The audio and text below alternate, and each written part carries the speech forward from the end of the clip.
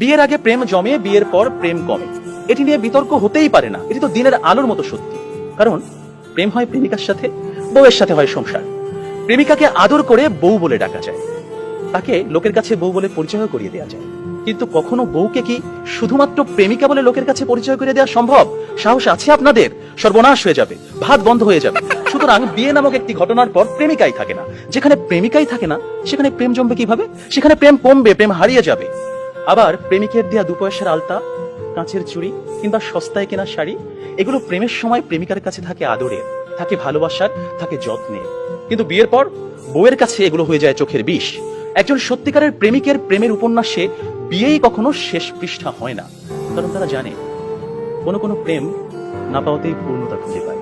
তাই পৃথিবীর শত গল্প, কবিতা, উপন্যাসে প্রেমকে সাজানো হয়েছে না পাওয়ার বেদনায়। আর এজন্যই প্রেমটা আসলে বিয়ের আগেই, অর্থাৎ না পাওয়াতেই জমে। তাই অবশেষে আমি বলতে চাই, আমি যদি তোমাকে পাই তাহলে বিয়ের পর আমি হয়ে যাব দায়িত্বশীল পুরুষ। বিয়ের আগে যেমন ছিলাম লুতুপুতু প্রেমিক, যেমন ছিলাম আবেগী প্রেমিক, বিয়ের পর হয়ে উঠবো আমি দায়িত্বশীল পুরুষ। কারণ আমি জানি বিয়ের পর দায়িত্ববাদ দিয়ে প্রেম জমাতে গেলে সংসার টিকবে না। আমি পুরুষ, আমি রাখবো তোমায় বাহুডোরে, কখনো ভালোবাসার আদরে, আবেগী প্রেমিক হয়ে, কখনো বা স্বামীর দায়িত্বে। যেভাবে কবি বলেছেন, সাজিয়ে গুছিয়ে তবুও ঠিক কাব্য করে বলা গেল না, এজন্ম তো কেটেই গেল অসম্ভবের অসঙ্গতে।